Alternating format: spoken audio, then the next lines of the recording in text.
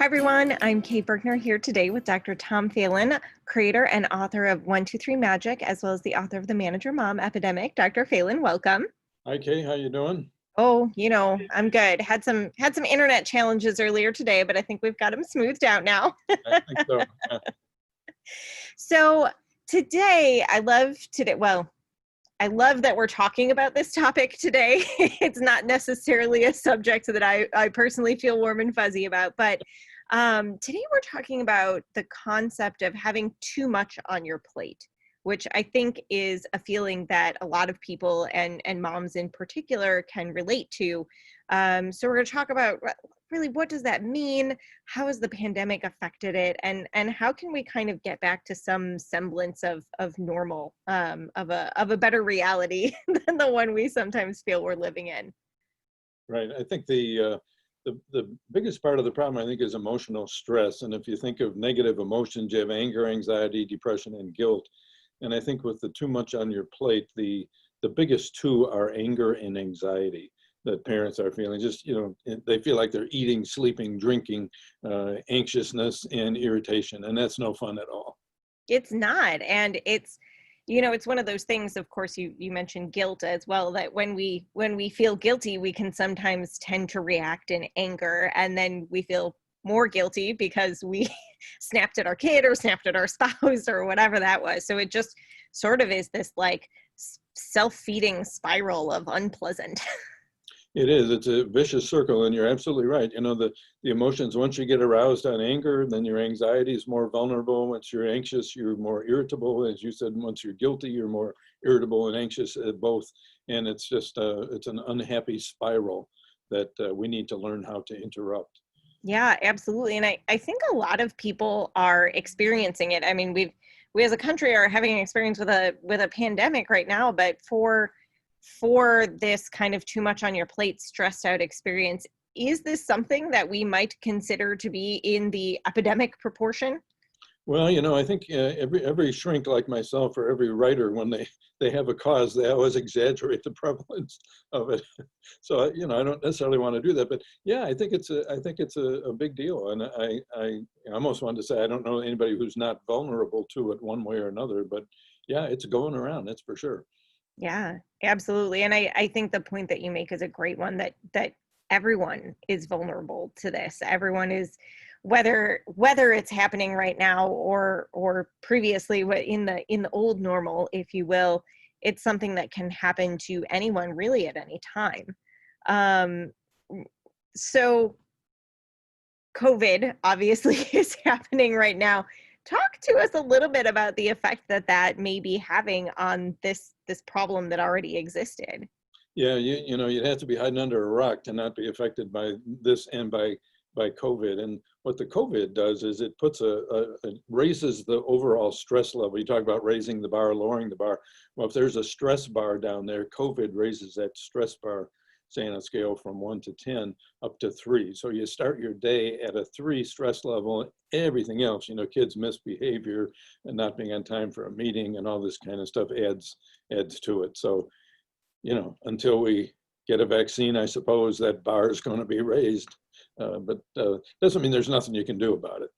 Sure, and I know that people cope in different ways, and one of the things that you talk about though is sugar and salt and fat addictions, and evolutionary psychology. What is the relevance of all of that to what we're talking about today? How does it relate to parental stress? Yeah, it's very interesting. I try and keep it real simple, but evolutionary psychology, basically what these people tell us is that our brains were designed really several million years ago for hunter-gatherer societies, not for modern societies.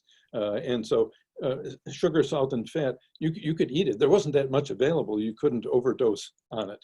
But since about 12,000 years ago, the development of agriculture, and then in the last, 400 years, the Industrial Revolution totally, but massively changed our society. And so we have addictions now, like sugar, salt, fat, that wouldn't have been addictions before, because we got this kind of brain designed for 3 million years ago that's now in the 21st century. And our brains can't handle some of this stuff. We don't know what to do with it.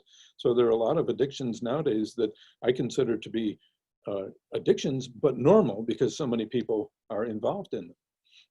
Yeah, and I know that in America, I recall hearing that the percentage of people who are considered obese is something extremely high, like 30% or more of people in America Exactly. are considered obese. And you know, if your lizard brain, if you will, is Go a little programmed higher. to, yeah, like when there's fat available, I should eat it so that I don't starve when winter comes. Well, that's, in a lot of modern society, that's not a mechanism that we need anymore, but that doesn't mean that it's gone away. No, it doesn't go away. You know, Mother Nature just piles the stuff on, the different problem-solving mechanisms, the different instincts. They just get piled onto the old ones. They don't. She doesn't take out the old ones as we go along. And the obesity thing, interestingly enough, hooks up with another modern invention, and that's television. Some of the original screens. The obesity thing, it's a tremendous increase since the advent of TV. So, think of the 50s and 60s. And the hunter-gatherers, they didn't sit down at the end of the day and watch television. Uh, they couldn't, so they didn't have that problem. Yeah, absolutely. So since we're talking about food, we'll go back to the plate concept that we started out with, and this is a metaphor, right? So what is the plate that we're talking about? What's on the plate? And is there another kind of addiction happening here that is causing us to put too much onto our plates? Yes, I think there is. I think the plate in the metaphor, at least the way I interpret it, or the way I would use it, the plate is your consciousness or your brain. So it's your sort of experience of life. And what's on the plate, what we think is on the plate is our life. But the catch is, it's not really our life that's on the plate, it's our thoughts about our life that are on the plate. And there's a big, big difference. So the stress that we're talking about today has a lot to do with how we as individuals process information, how we handle information, how we get information. And that's where one of our newest addictions is. It's to anxiety and problem solving, where we feel we have to get new information all the time, all the time, all the time. That's our old brain in the new modern world. And it's like shooting a fire hose at a teacup. It's overdose, and we can't handle it, and it totally stresses us out. And I don't blame us for that. That's too much stuff coming at you.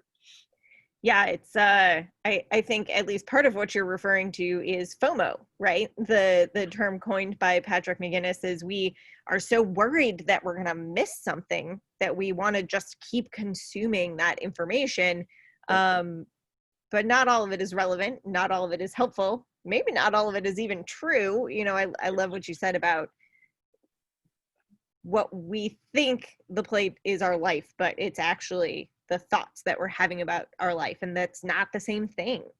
No, um, it isn't. And you're also adding to it the stuff that you were just talking about, that the screen throws at you.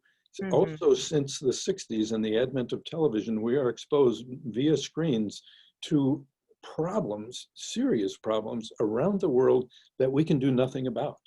And that's a different change. Way back when, hunter-gatherer, you get a problem, you can do something about it. There's nobody else there to do it. Nowadays, we are eating, drinking, and sleeping problems through the news, for example, that don't relate directly to us and that we can't do anything about. And that causes anger and depression. Absolutely, it makes you, I think it not only makes you sad, but it also makes you feel kind of out of control, right? Like a little helpless. Yeah, helpless is definitely the word for it. So this was all very cheerful. So there has to be something that we can do, or maybe several somethings that we can do to kind of bring ourselves back down, like back out of the anger and anxiety spiral, back to reality, back to sort of a better state of mind to start operating each day from. What are some things that we can be doing? I think the number one thing is to change our priorities. And I think our priorities now are to solve problems, get the work done, get the errands done, get the chores done, get them done now, and get them done right. And I think what we need to do is change that to looking at our well-being, our mental health, and what it's like for other people to live with us. So ask you a stupid question: do you think the rest of your family would rather live with somebody who's anxious and angry, or would they rather live with somebody who's calm and has a sense of humor? Well, it's duh, you know the answer to the question. But then the question becomes, under modern circumstances, how do I get myself to remain calm in a hyper emotional society and maintain a sense of humor about what's going on around me?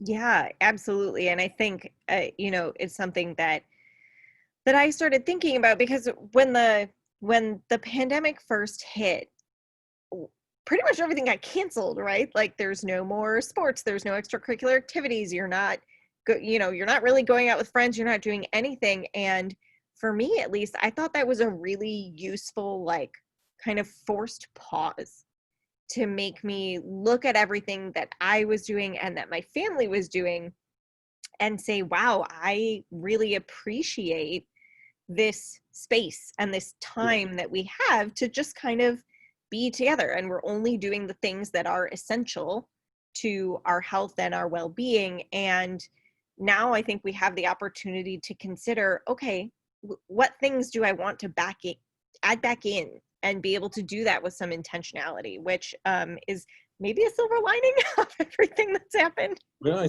I think it is, and I've heard a couple of people say that. It's a very, very good point. This may strip away some of the extras and so on.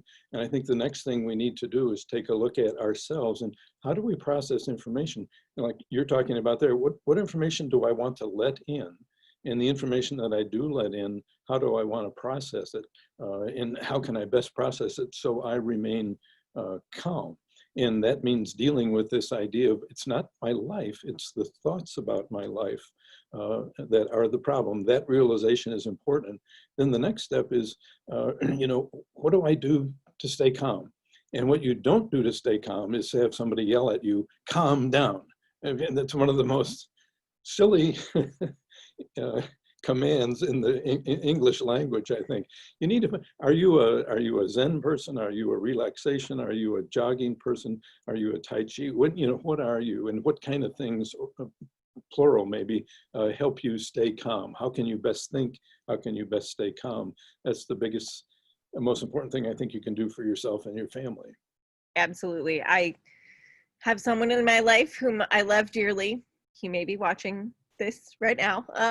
And he frequently, if I'm upset about something, he'll say, okay, take a breath. And I'm like, do you understand that it doesn't help me for you to tell me to take a breath? I know I should take one, but now you've told me and I don't want to do it anymore.